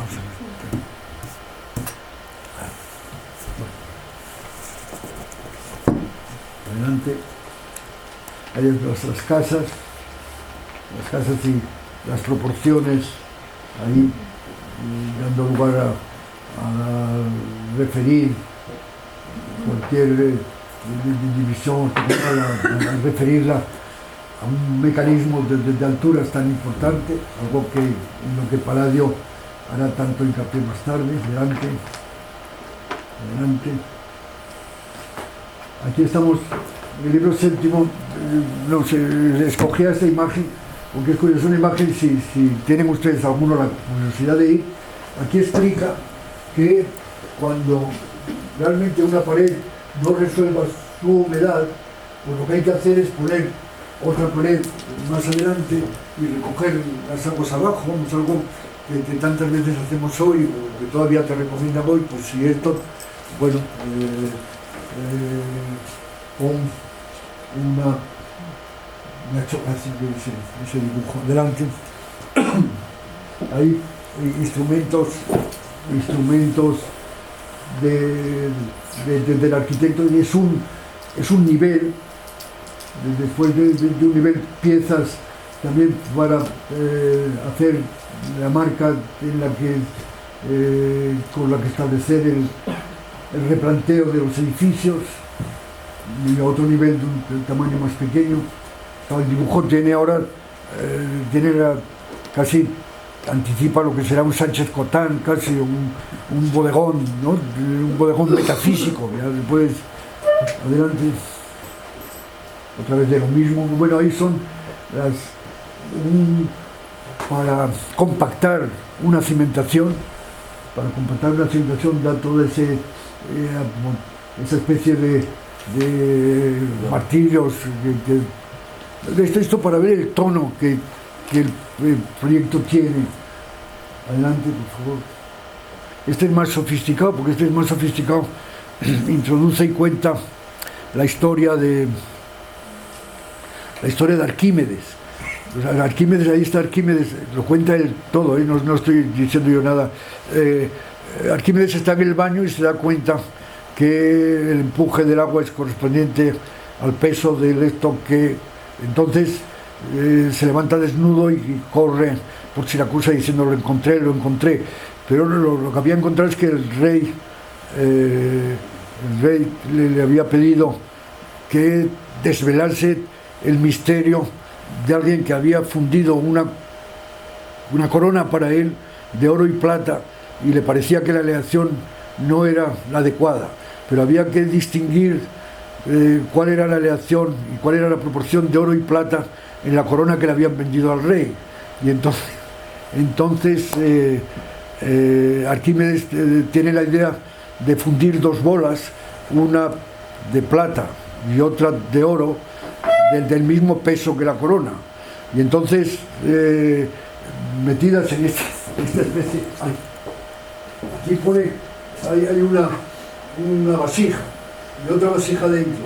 En esa vasija dentro es donde entran las bolas. Claro, la bola de plata desaloja mucho más agua que la otra, y es capaz entonces de establecer cuál es la proporción entre... Adelante, por favor. Los capítulos 8, 9 y 10 son dos capítulos más específicos, uno dedicado, como les decía, a la cosmología y luego al trazado de relojes, cosas que nos resulta, bueno, relativamente fácil, pero cuya práctica está hoy completamente olvidada. Seguramente mucho más fácil hoy de resolver en cuanto estableces con un programa de qué modo para cada latitud quieres hacerte un reloj de sol, pero entonces suponía un conocimiento muy peculiar y muy especial, que para Vitruvio debería estar en manos de los arquitectos. Adelante, por favor. Hay máquinas preciosísimas. Claro, en este momento no sabe uno en qué entretenerse más, ¿no? Uno se sentiría atraído casi por decir algo a propósito de la figuratividad de una lámina tan bonita como esa, ¿no? De esa especie de sensación de tenerlo que ver a un tiempo, pero que una vez que te olvidas de ello, eres capaz de identificar tantos elementos con vida propia, como sea todo el andamio que hay detrás, pero luego todos los instrumentos, todos los mazos para poner las clavijas de madera, de la vuelta esa, para girar con esto un torniquete para lo que son las poleas, al final no sabes bien qué apreciar más, si es el trabajo, digamos, de quien compone una página que tiene valor en sí mismo, o la información que te da. Adelante, por favor. Un molino, entonces no vamos a entrar en ello. Adelante. Bueno, yo creo que entonces este Vitruvio, y este es lo que yo casi tendría que decirles hoy, este Vitruvio seguramente es un Vitruvio, lo curioso de Vitruvio es que el libro se lo han escrito muchos durante 400 años. O sea, el libro de Vitruvio, y en este caso, este Vitruvio de principios del siglo XVI, tiene ese sabor de época y ese interés, digamos, por cómo se han filtrado las otras personas que ya no son Vitruvio. O sea, ya ahí no sé bien qué era César Cesariano, he leído eso, que había realmente también, esto ha debido ser una empresa editorial tremenda. La dificultad, si consideran que cada una de esas letras ha sido colocada a mano por un cajista, que ha habido que preparar todos los, aparte de los comentarios son todos esos textos en letra pequeña que hay ahí, que cuesta leerlo y cuesta también, pasa otra cosa, para la lectura. A veces hay mucha dificultad en estas traducciones porque la propia puntuación, no hay puntuación, o sea, hay un momento que te resulta muy difícil, o la puntuación que hay no coincide exactamente con los intervalos con que hoy deja uno entre frase y frase. Para realmente el esfuerzo detrás de un libro como este es extraordinario, y es esta confianza, no sé, confianza muy del esplendor del Renacimiento, en ser capaces de sintetizar de un modo tan definitivo de todo lo que es el conocimiento que necesita un constructor. Adelante. Pero entonces, claro, en realidad 50 años más tarde las cosas han cambiado también. O sea, ya hay un optimismo en el primer Renacimiento que no hay a partir del Concilio de Trento y a partir de la Reforma. En realidad, Palladio y la nueva versión del Vitruvio, que es la versión que hace Daniel Bárbaro, es otra cosa, la misma tipografía. O sea, si ustedes ven la tipografía esta con la tipografía que han visto antes, son dos cosas completamente distintas. O sea, aquí hay ya, no sé, una conciencia de la limitación del libro, que no da al libro el valor casi de estructura visual que tiene una Biblia, que tiene el otro. Están, y voy a terminar diciéndoles cuánto la gran contribución de Vitruvio fue el consolidar los aspectos superficiales de un lenguaje, que ya están tan claramente en el frontispicio ahora del libro este de Bárbaro. Bárbaro debió ser un intelectual extraordinario, había sido embajador de Venecia en Inglaterra, había vuelto a Inglaterra, había tomado las órdenes, lo habían hecho patriarca de Aquileia, era lo suficientemente rico como para encargar a Palladio una de las villas más lujosas, que es Villa Bárbaro en Macer, no sé si alguno de ustedes la conocen, y dedicó los últimos años de su vida a la arquitectura, sea haciendo esta traducción del Vitruvio, que yo no conozco. Voy a ver si me ocupo de verla, porque he ojeado esa y leído párrafos de esa, pero no conozco esta. Y luego a escribir un libro sobre la perspectiva, y murió relativamente joven, lo retrató Tiziano. Adelante, por favor. Y en ese libro le hace los dibujos Palladio. O sea, que estos dibujos son dibujos de Palladio de 1560 y 1556 se publica este libro. Palladio publica los 4 libros en 1570. Adelante, por favor. Dibujos de Palladio. También quien tenga presentes los dibujos de los 4 libros son un poquito deliberadamente más torpes. Es un libro que ya ve, perdón, es una ilustración que tiene esta voluntad de ser didáctica, pero no de ser ninguna otra cosa. Adelante, por favor. Adelante, eso lo hemos visto. Y, no sé, me ha parecido también oportuno traer que el libro de la traducción del Vitruvio de de bárbaro. Fue importante, lo delata que tenía una copia de este libro el Greco, y el Greco escribió entonces en los márgenes del libro toda una serie de comentarios al Vitruvio de Bárbaro. Esos dibujos son de Palladio, para ilustrar el Vitruvio de Bárbaro. Y al Greco le parece que,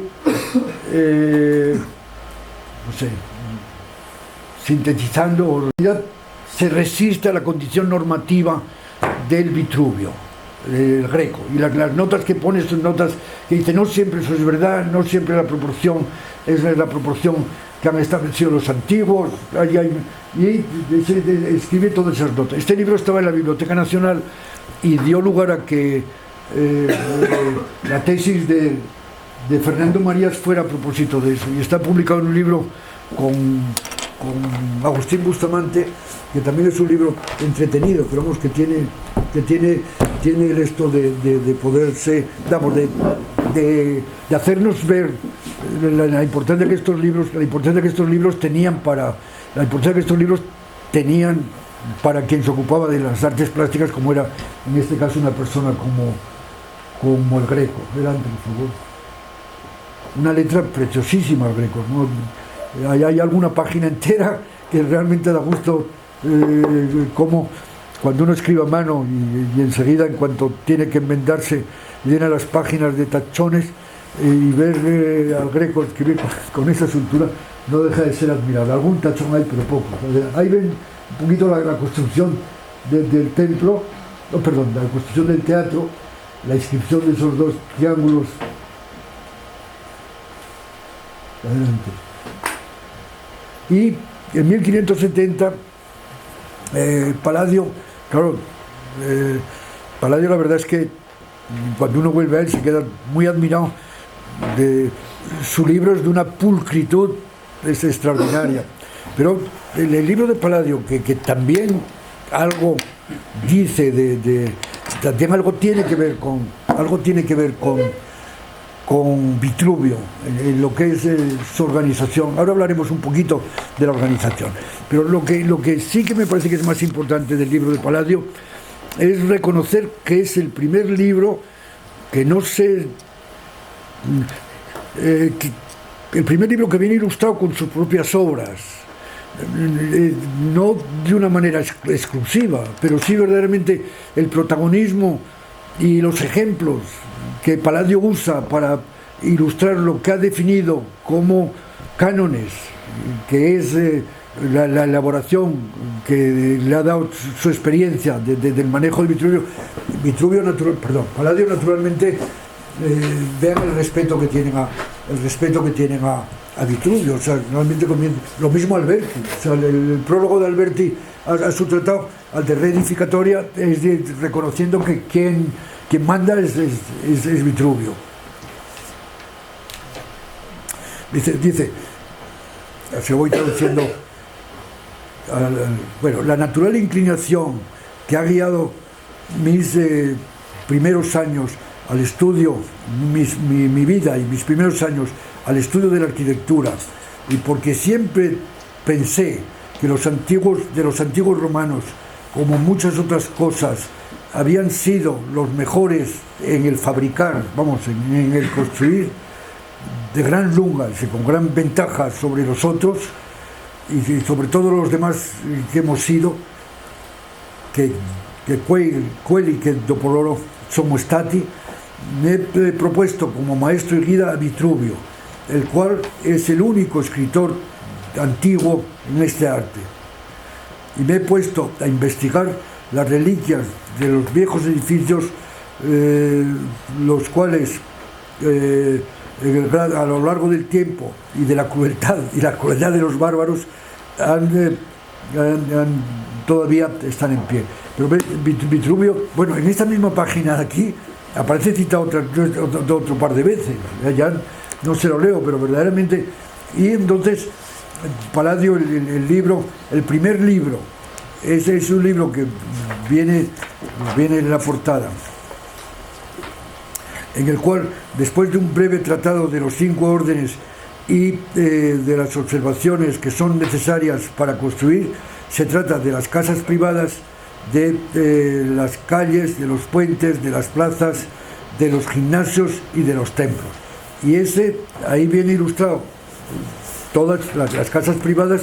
Las casas privadas son todas sus villas y todos sus palacios en Venecia. El segundo libro, en el cual se contienen los dibujos de muchas casas ordenadas, dibujadas por él, dentro y fuera de la ciudad. O sea que el segundo libro entero dedicado también todavía por él. Solo el último libro, el tercero todavía con puentes y vías, son con obras de Palladio, y solo el cuarto libro lo ilustra ya con ejemplos antiguos, curiosamente con alguna ruina, como el teatro de Nimes, el templo de Nimes.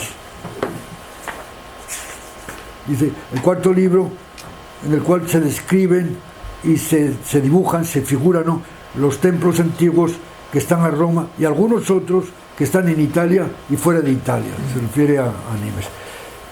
Pero como ven, otra vez viniendo aquí, después de los órdenes, lo que él hace es también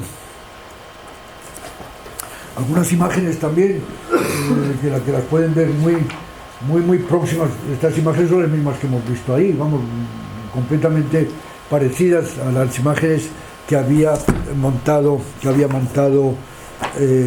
Vitruvio.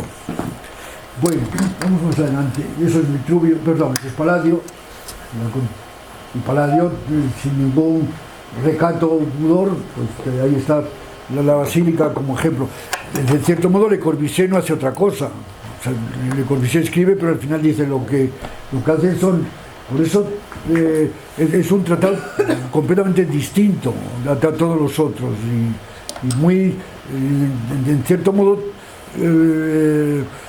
Vitruvio parecería como más empírico, más respetuoso con la tradición antigua, Alberti como más platónico, digamos, más ligado a la tradición leonardesca, y en tiempos de Palladio ya se acepta sin pudor la presencia del arquitecto como responsable de las obras y como alguien que tiene que dar razón de lo que hace. Adelante. Aunque estamos llegando al final, no sé, llevamos mucho rato, sí. Estamos llegando al final. En 1550-60, la catedral de San Petronio en Bolonia estaba así, sigue estando así. Pero se había hecho intentos todavía de resolverla con algo gotizante, como pueden ver ahí. Y hay un concurso que al final no acaban de dárselo a Palladio, pero a quien le piden 4 proyectos. Así que vamos a enseñar 3 de ellos ahora. Pasa un poquito al anterior. Realmente, no sé, es muy explícita esa imagen. Muy explícita en el sentido de que cuando Vitruvio se pregunta de qué consta, cómo lo dice esto, la arquitectura, ¿no? Cómo lo dice exactamente.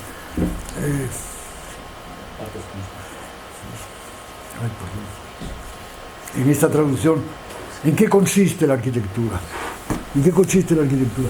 Entonces parece como si realmente la arquitectura no tuviera que ver con toda esa fábrica de ladrillo que ha resuelto ya la estabilidad de esos hastiales y de esa fachada con esos 4 contrafuertes, y que algo deja traslucir lo que son los espacios interiores construidos a la manera gótica.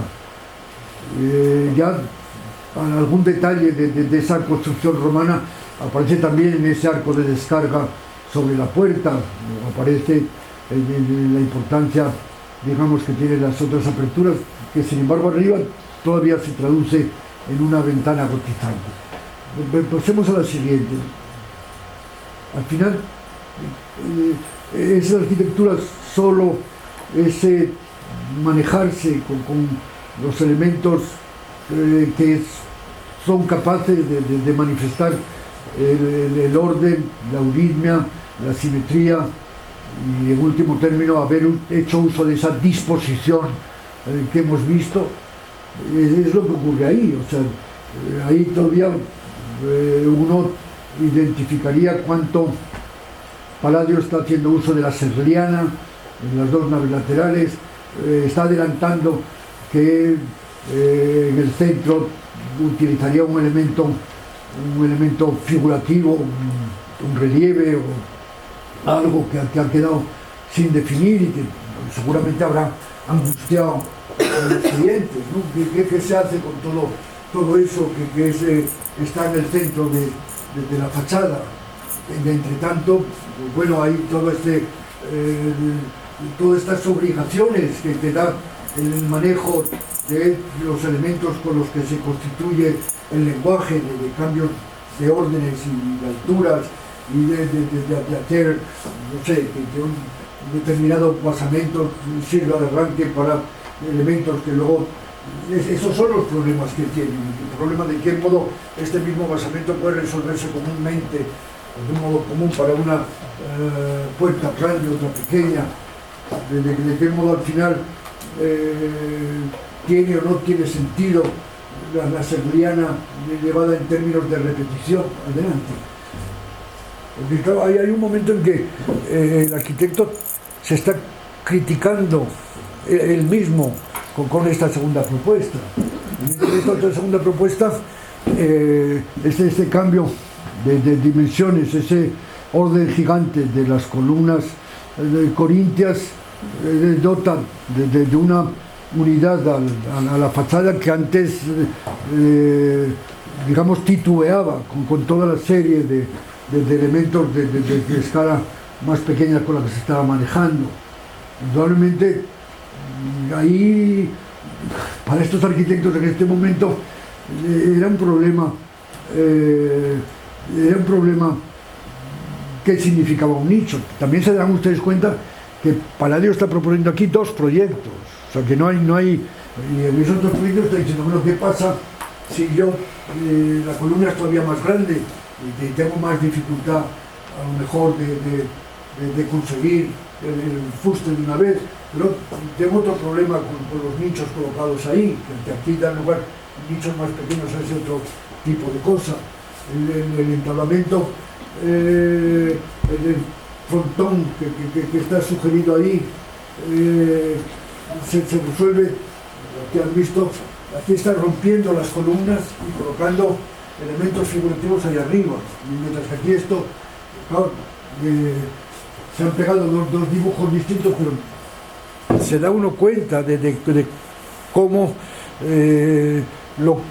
con lo que trabajaba el arquitecto era efectivamente con todos esos elementos codificados y codificados. Claro, Vitruvio aparece a principios del siglo XV, pero estos elementos proceden, como nos ha dicho Vitruvio también, de toda esa tradición helenística. Es ese rescate último que todavía infunde vida a los arquitectos y que hace que sea el manejo de esos elementos aquello de lo que trata la arquitectura. Adelante, por favor.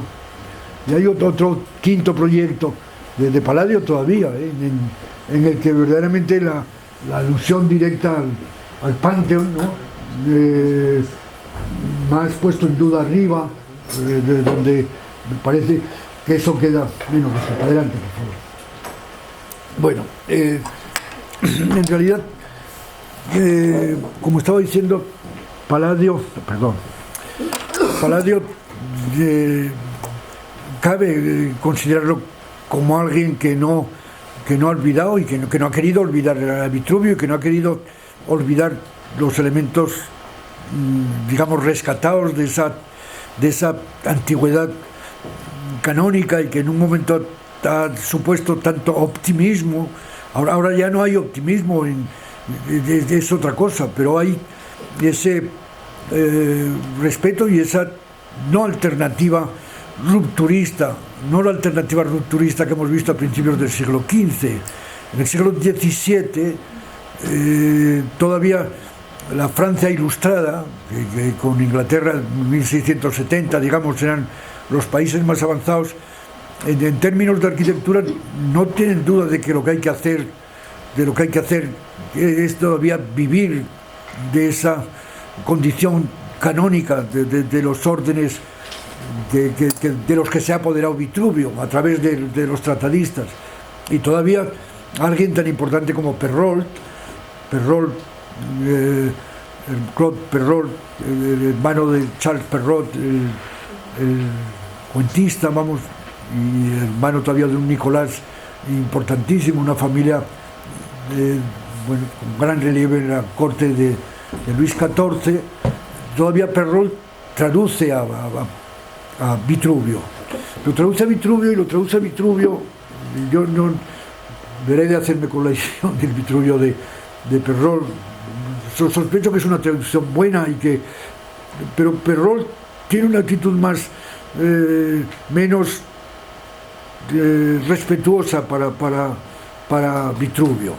Y Perrault piensa que en realidad la proporción no está regida por ese sistema de números universal que en algún momento parece ser lo que han querido decirnos los tratadistas que arrancan de Vitruvio.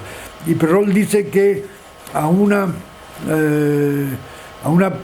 Venustas heredera del pasado hay que añadir un componente, él dice arbitrario directamente, un componente arbitrario que viene de la costumbre o si no de la probabilidad o de una situación de promedio. Hay una actitud un punto más racionalista en el sentido que él da a cómo interpretar los órdenes y a cómo manejarlos con libertad. Él entonces, como arquitecto, él era médico en realidad, pero como arquitecto eran en aquellos tiempos en que la confianza del rey le permitía que le encargase la fachada más importante del Museo del Louvre, y él entonces propone esa fachada, se acordarán, con unas columnas corintias importantísimas apareadas y cambiando un poco el orden de los intercolumnios de modo muy definitivo.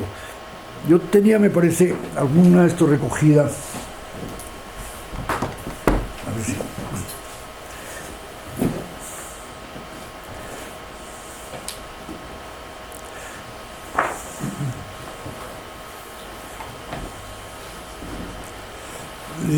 Contra las bellezas positivas y convincentes, yo pondría las que llamo arbitrarias, porque están determinadas por nuestro deseo de dar una definida proporción, forma a las cosas, que puede ser diferente sin que sea una desgracia para el aspecto agradable.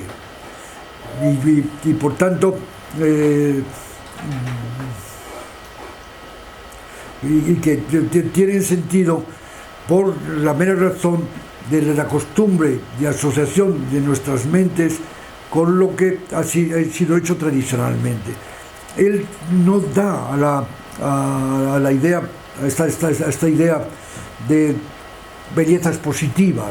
Frente a esa belleza positiva, él piensa que hay algo ligado al uso o a la costumbre o simplemente, como él dice más tarde, a lo probable, que tiene más valor.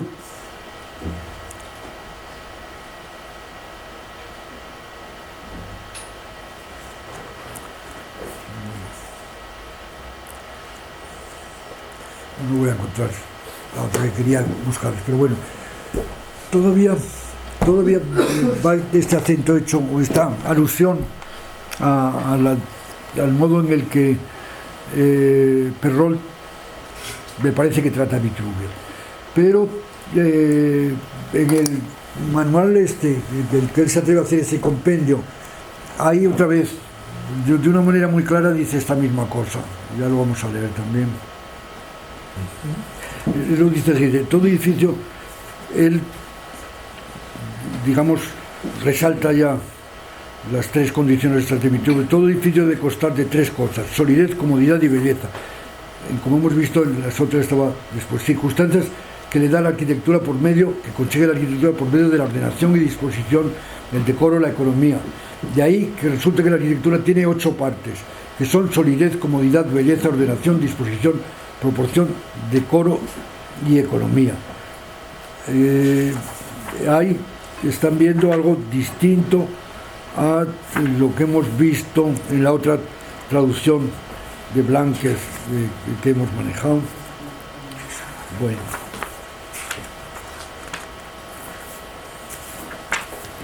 pues voy a terminar sin encontrar esto que está, es que lo dice de modo muy claro. Pues dice lo mismo que les he dicho, que hay una belleza positiva y que hay que considerar, sin embargo, también el componente arbitrario que puede incluir un tipo de proporción que no está dictado por esa obligación de un sistema de proporciones establecido previamente. Pero bueno, ahora mismo quiere el destino que no lo encuentre, pues no lo encuentro. Entonces terminamos ya con las... Estamos en Perrol, estamos en Perrol es siglo XVII, 1670, adelante. Todavía esta es una imagen de el Vitruvio de Perrol para ilustrar uno de estos templos con 10 columnas. Adelante. Y cuando Napoleón quiere construir la Madeleine, en 1803-4, todavía se reclama a Vitruvio. O sea, no hay... De ahí que con esta imagen puedo usarla para decir que efectivamente la presencia de Vitruvio en la arquitectura occidental ha durado 4 siglos. Todavía esa presencia de las columnas y esa presencia de los órdenes estará, por ejemplo, en América con McKinney and White, que hacen digamos, de los órdenes, del lenguaje de un nuevo imperio, entre 1870 y 1914, entre estos la guerra, y hasta se puede decir que la tradición bosartiana y que la arquitectura académica francesa también lo respeta hasta el nuevo momento de ruptura, que seguramente, y de una manera no tan definitiva como ocurrió en el siglo XV, ocurre en la cultura europea con las vanguardias.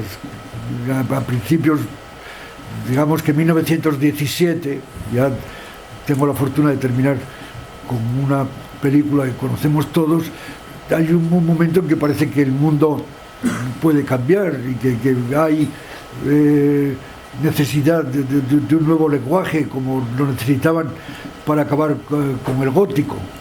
La historia reciente, desde 1917 hasta ahora, se la dejo a esta clase que estudia la práctica y la crítica, pero ahí termino con lo que puedo decirles acerca de Vitruvio. Pues nada más, muchas gracias.